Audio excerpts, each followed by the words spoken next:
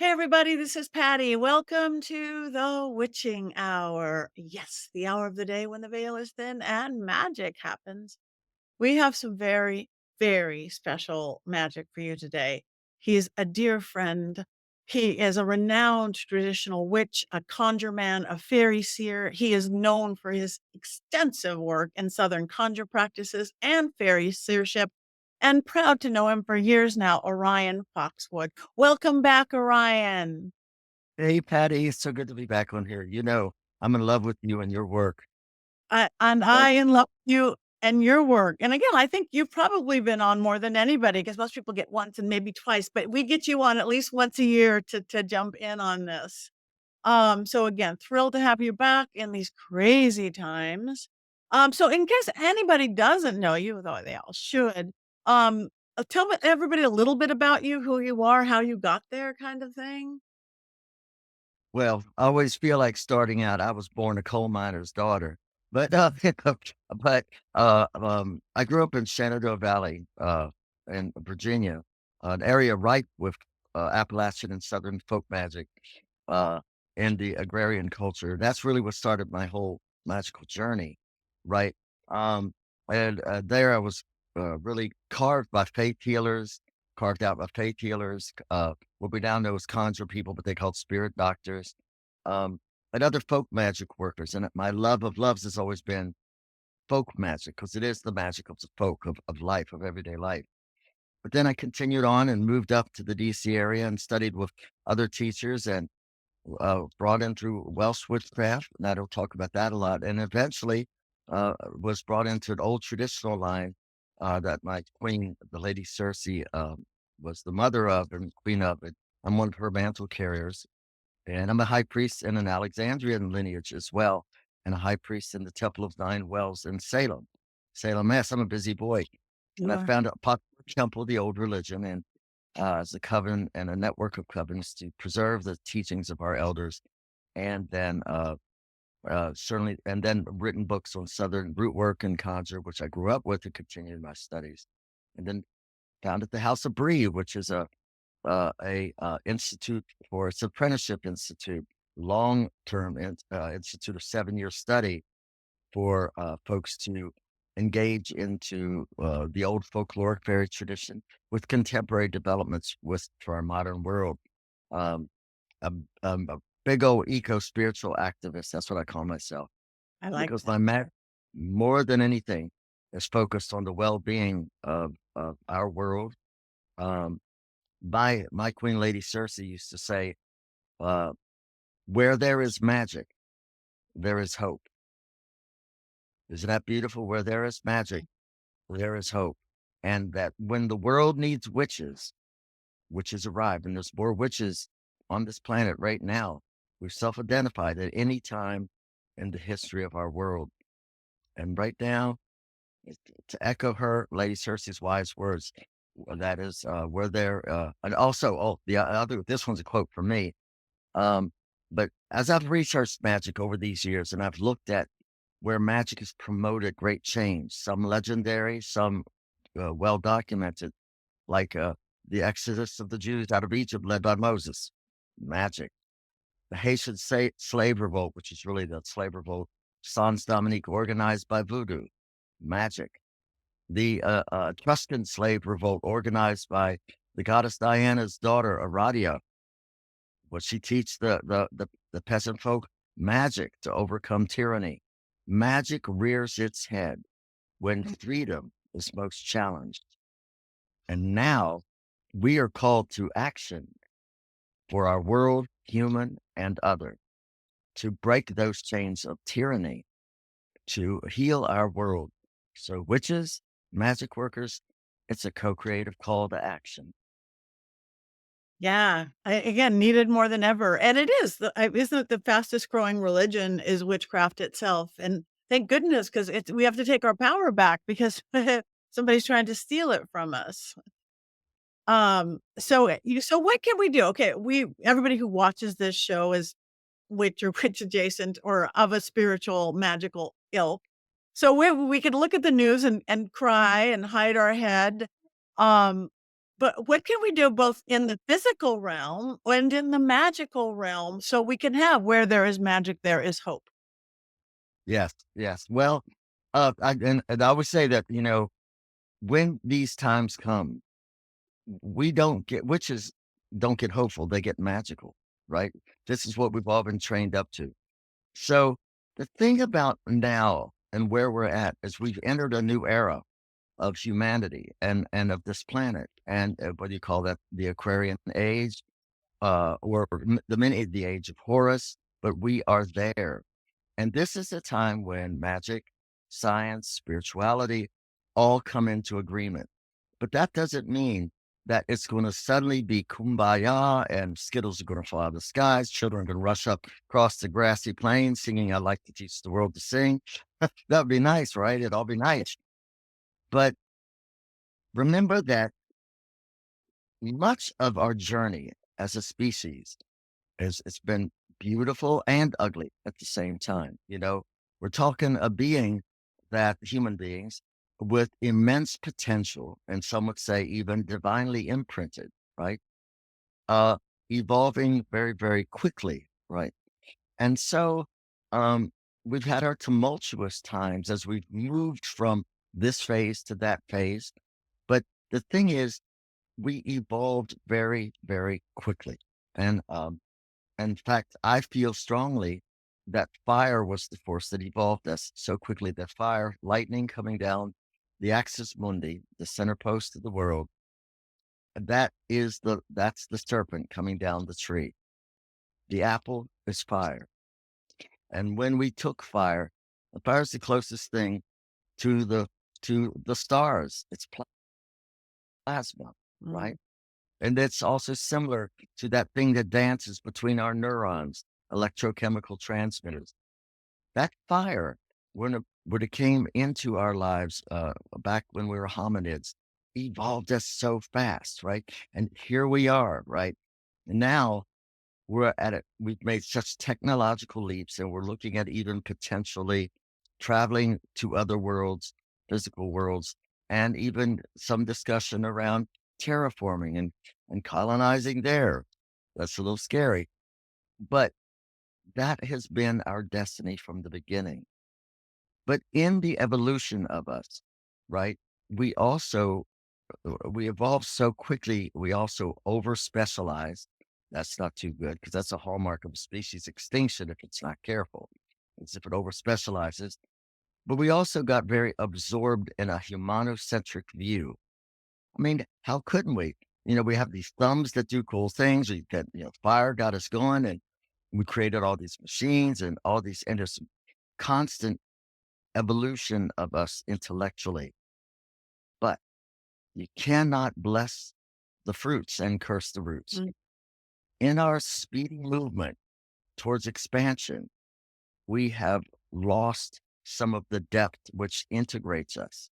Um, in our rapid over specialization, we have, in many ways, exiled ourselves from the holistic thought of our world, where I am a thread in a greater fabric, right? And in understanding that. Um, and so, but where we're moving, and I know this from traveling a lot, and I travel a lot, and I go to different kinds of people, different kinds of settings, different kind of economic strata, different religious positions, et cetera, et cetera. And from that vantage point, the world is changing. People are waking up at incredible rates. But that doesn't mean that the entrained and entrenched illusion of isolation that was born out of that rapid development is just suddenly going to change, right? Because our nervous systems, our whole perceptual state about who we see ourselves, how we see ourselves, and what we're a part of has to almost like detox itself from that illusion of isolation that was the byproduct of rapid growth and rapid specialization, right? So, folks and types of folks who have deeply entrenched uh, uh, uh, paradigms that are centered around We are the humans, and that's the rest of life out there. And our sole focus is human life, human enjoyment, human sustenance. But you see, that is a recipe for destruction because everything we rely on is not Right. human. We need the air, we need the water, we need food. Nature gives up trillions of life constantly to feed this one species called human. And of course, we know we've overtaxed our earth and we've got some ecological payments to pay back. I mean, I don't know where we're going Mm. with the impact of what we've done. So we have to change and change quick. Now, as a conscious being, right? So much of the mistakes that we have made is really centered around that that concept of isolating ourselves from everything else. Just us, our world, our needs, right? But what about the needs of the world that we live in and on, right? And which is why we're having to relook at so many things, and change our energy source from fossil fuel, right? Um, we know now the fossil fuel causes extinction events because we have found proof of that, where there have been meteor strikes and such that have ignited coal fields and caused burns that lasted hundreds and hundreds of years and caused extinction events. We know of these. So we know fossil fuel is linked to that. But making the big change now from fossil fuel to something else. We have big corporations that are invested in not because of money. The challenge before all of us is to look at all of us, to make our decisions now based on, does this not just fulfill human desire and need? Does this uphold the well-being of our world? If we don't, we're going to I risk fear that we risk a true extinction. Now, those of us been summoned to magic. Let's think about this a minute. I love us. I love the dare to be different. First of all, we were all born to paint the truth of our spirit onto the canvas of form, not to be trapped in another one's painting. Your words. Mm. Yeah. Thank you so Go on. I'm just much. Thank you so much. And then let's look at this thing about all these magic workers and especially the witches.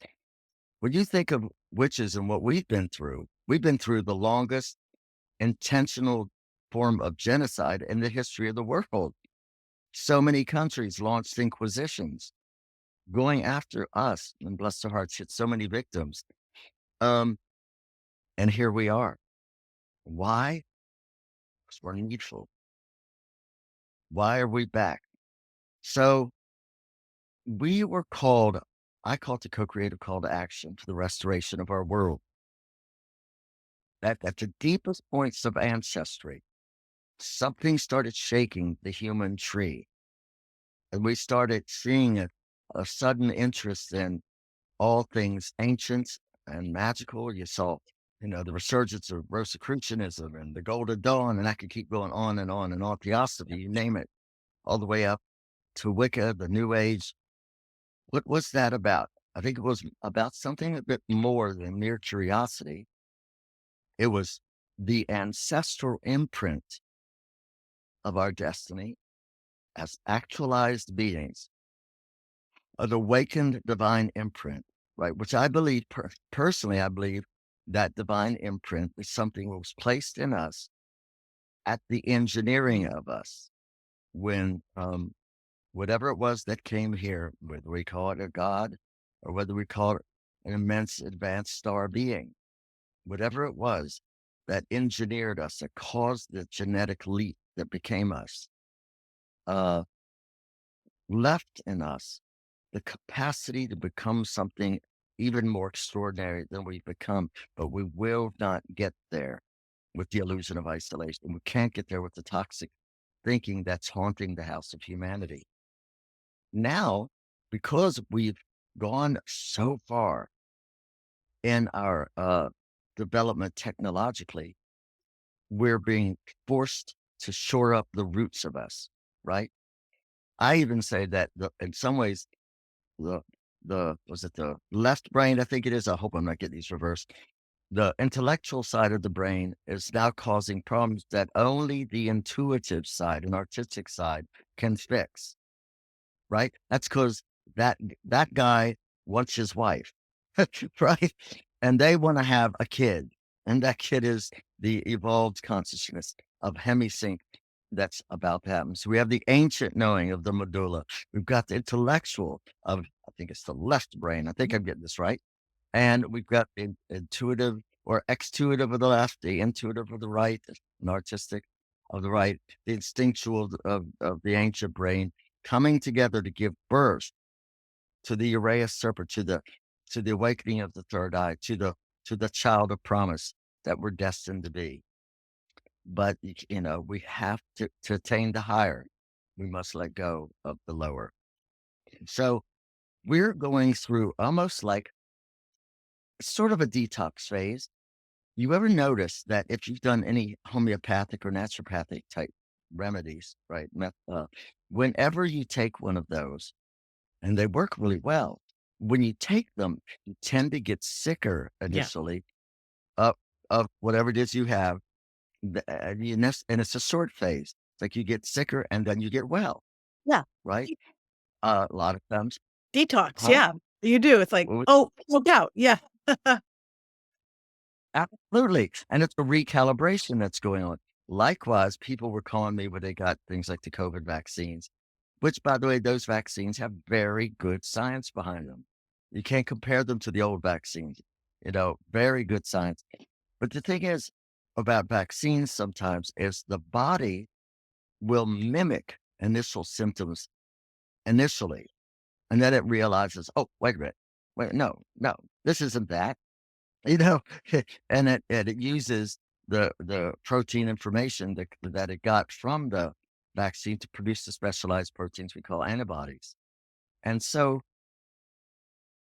the malady of humanity, the disconnectedness that has caused the wounds to our ecosystem, the wounds to the often most talented and targeted people in our communities, LGBT, the dare to be different, anyone, women, when in fact, when we came away from goddess traditions and entirely just went into the god traditions, that was not good No.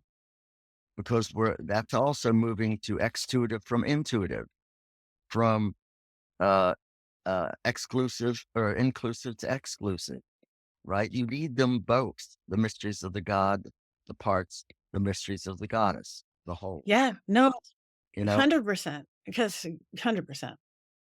And And so we're, go on. yeah, No, no, go ahead. I no, know this is I so could much to sit here talk for about. hours and days. I was just gonna say that left brain, right thing hits home with me, even not in magical things. It's a story I've told. My local school, because of budget cuts, got rid of all their creative and art classes, and their reading, writing, and arithmetic crashed and burned. We didn't change the math and English teachers. We brought back the art classes and creativity classes, and their reading and writing went up. You do have to have that balance. You have to. Absolutely, absolutely. And so, and there's things that we need to sustain an integrative, co-creative, restorative mindset. But right now, we're going to watch that uh, that part of our species driven by the illusion of isolation. Because remember, with the illusion of isolation, right, and that's again side effect of an overly rapid specializing nervous system, humanity. Uh, it caused abandonment, fear, fury, and shame is what grew out of it, right? The fear, and with that, so that comes a disconnection from the wholeness and a belief that somehow life will not sustain its care for us. So we've got to dominate it, so that's where then the desire to possess comes in after that. Then the resentment of change, that's really about, okay, nature's doing these things. I've got to assault nature and make it give me the food that I want, make its pests go away, that things, rather than see how the pests are being invited by Yeah. imbalance, right? Um, and then when it can't, that it has to come up with rigid rules and fundamentalism mindset to sort of say, by God, this is how we will make it right. And this is how we will get back into that garden. And well, this way is the only way, right? So you're going to watch those more toxic approaches. I hope this is all making sense. Rear its head now. Completely. That's what we're looking at, this more toxic approach in the world completely, yes. Yeah.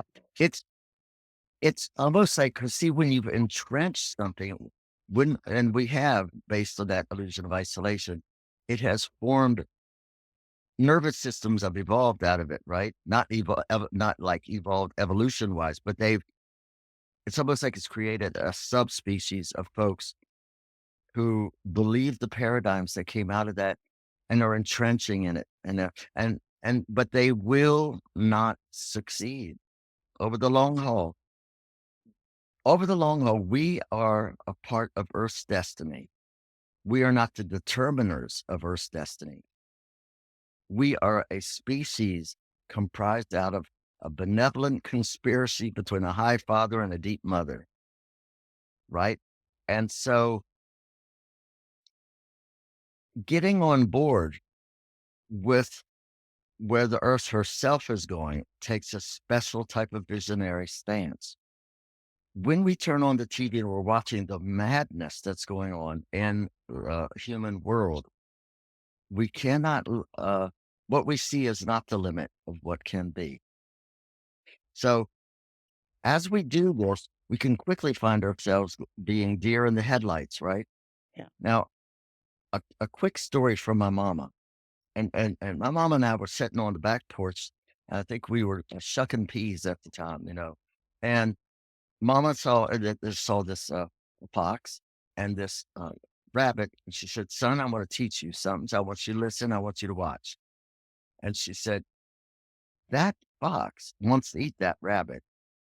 And she said, "And probably it's going to win. And it's not going to win from a fact, it's going to win from trickery. And here's how it works."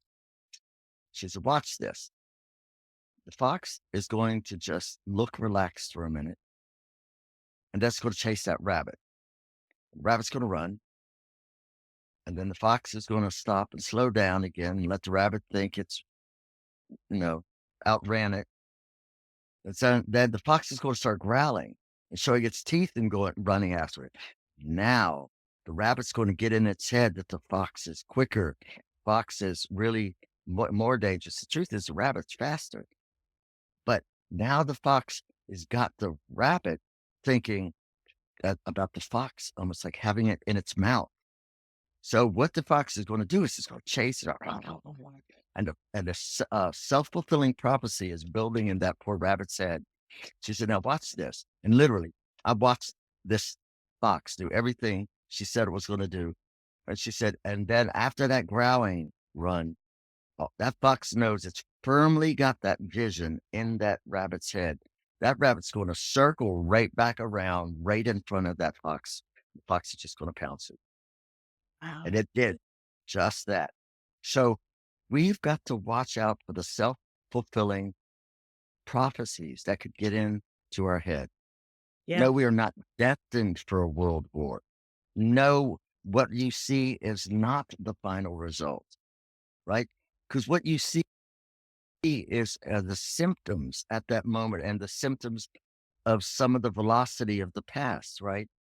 So you the first thing you want to do is, if you watch TV or you read the news, get enough to inform you, not conform you, Mm. right? And then the next thing you want to do is renew yourself in inner stillness in some way. Um, Stillness practices are crucial. Now, when we talk about stillness, people think, oh, that means no thought, no movement. No, no, because those atoms are still moving, those cells are still moving. No. And the thoughts are still moving. Stillness in a magical way is about non-conflictedness, Mm. moving oneself out of a state of inner battle or getting off the battlefield and onto the dancing floor. What I do is I will watch something and it informs me a little bit of where things seem to be at this moment, knowing that the news sometimes has its way also of distorting things. Um, it's all do breath work. Now, the thing about breath work that's wonderful is you carry it with you, right? But if you're not breathing, let us know because you might have already transitioned. So, it's like when I start my workshop, say, how many people here are alive? How many people here are dead? Have them raise their hands. Do you have proof you're alive? Is your proof because we're all here together? We could all already have transitioned. We don't have that proof. Um, Remind me sometime to talk to you, maybe even on here sometime of the night I died 3 times. Okay. We'll Playing. say well, next time, we'll just Yeah. have to get you back much sooner this time. I wanna hear about that. Yeah. Definitely. Yeah. Because there were some things that came through and things I saw about our evolution and about the future, right? So, um, your breath, if you think about your breath and just not modulate it, not change it, right? And you just are aware of the way it moves in and out in Mhm. this undulating wave kind of way. And then you synchronize your hand with that movement, like I'm doing it now, where the hands just inward and outward as I breathe. And then you let your eyes gently follow your hand the way you would when you're daydreaming, right? Where you've just taken your eyes and you sort of hung them on something. And that's all it is. We daydream literally. You're not looking at the thing, you're letting your eyes rest on it. And the mind's wandering. And so let your eyes follow that hand. And just so again, I'm aware of the breath. My hand is moving gently with the breath, and my eyes are resting on the hands. We will feel Yeah. spaciousness suddenly arrive, right? We have to renew ourselves on spaciousness as often as possible, right? Um, because if you don't, you will think that you are linked, or I should say, even caged in the reality that you're seeing. And that is not the way of the magic worker, because the way of the magic worker is to see beyond that hedge, is to notice the current reality, but not anchor in it. Because if we lose the vision of a future, we're really in trouble, right? So don't be, there's a saying that I give to witches when I train them. There's only two things every witch must know.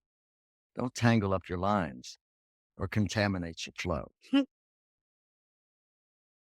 We live renewing ourselves in the places of possibility, right?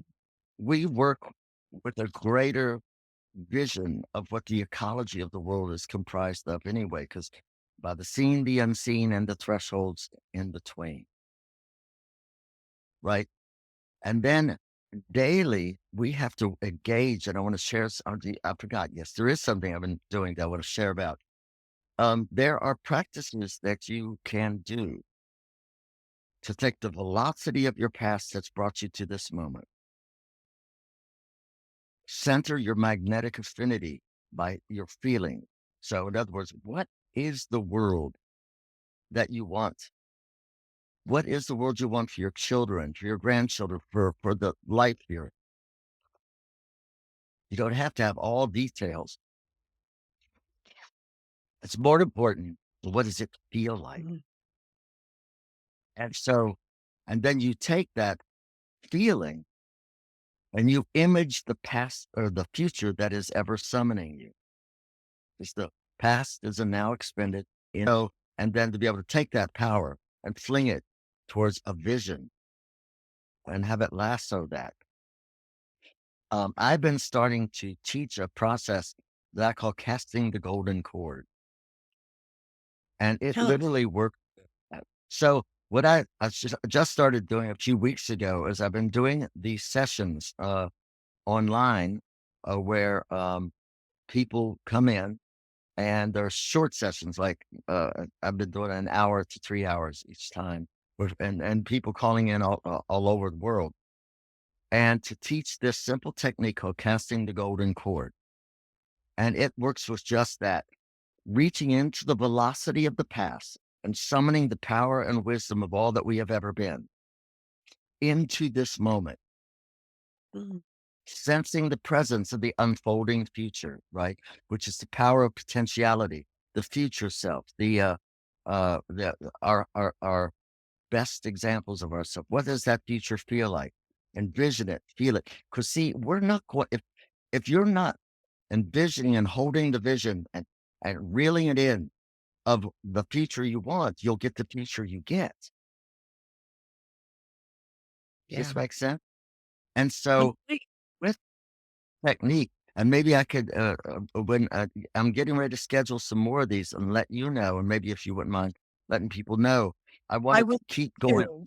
I wanna Yeah, come, and I'll let people know, please. yeah. Would This is my love to have you. exactly. My philosophy exactly probably be much better worded by you.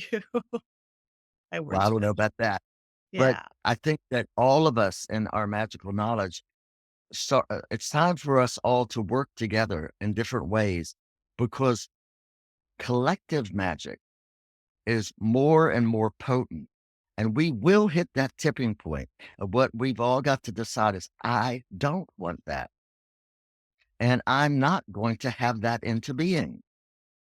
I'll notice where that reality is, and I'm going to let that inform me and the reality that I want, and I'm going to participate in and get with common minds, and we will change this world.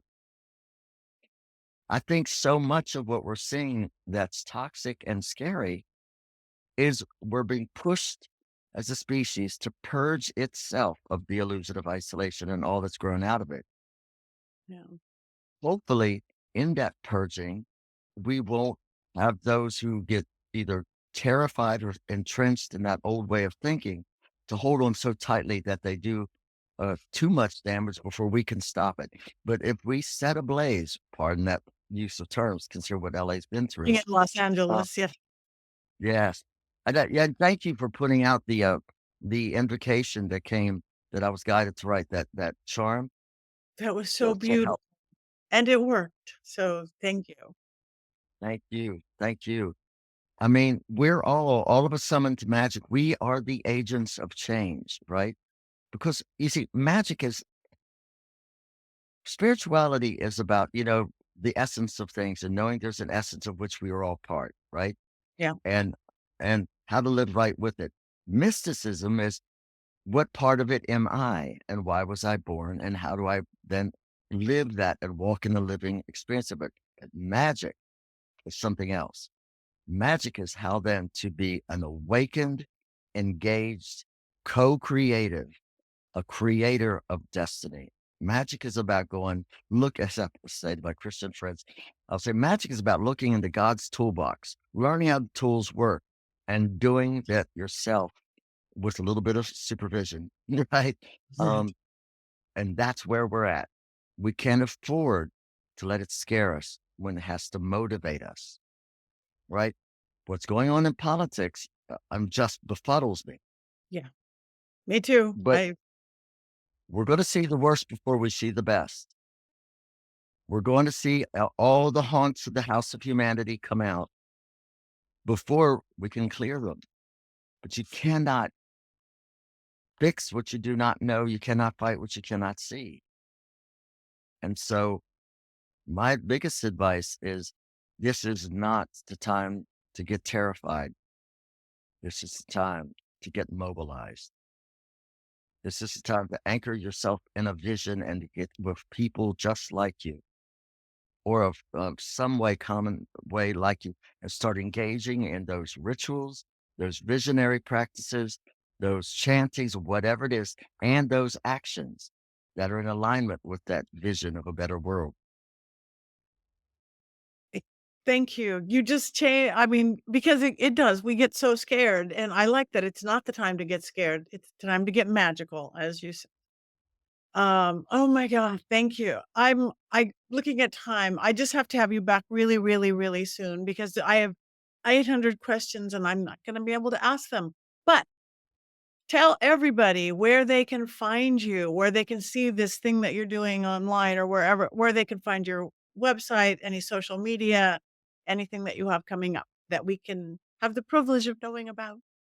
Oh, I love you. Thank you. Well, really, Facebook is, I'm always on there a lot and at ryanfoxwood.com. I have Ryan Foxwood, and I'm on Instagram also under the same name.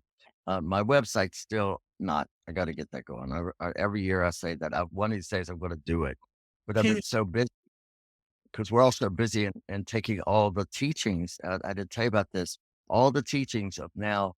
Uh, a decade and a half or more, collected at the House of Bree, and it's seriously putting it into a really structured, codified Mm, training book. beautiful. And that's being worked on. Yeah, there's a bunch of stuff like that being worked on. Um, but the best way is I think Facebook, Instagram, and then certainly feel free to email fairyseer@gmail.com. I could be messaged. Most people message me on Facebook. Um, and or Instagram. And I post things that I'm doing a lot. And I post announcements of these kind of sessions, and I'll let you know too, as I do them, if that's okay, Patty. Yeah, Um, please, because if it's on Facebook, I can't see it. I can post on Facebook, but I can't go on Facebook because they got rid of me as an admin of my own page. I It's know ridiculous. I'm keeping up with some of the stuff going Yeah. on there, and what to do Instagram now. is call me, text me, Instagram is good, any of the above. But yeah, Okay, well, thank you, Orion. Again, just further one of my favorite, most amazing, beautiful, magical, smart people. This planet needs you, so thank you. Um, that sounded like you were describing because that's how yeah, I feel about you. Mutual Admiration Fantastic. Society, that Mutual Admiration Society. So you guys check them out, orionfoxwood.com. Go to Orion Foxwood on social media and follow this man and let's all breathe, shall we? Thank you. Thank you. Blessing. Yeah.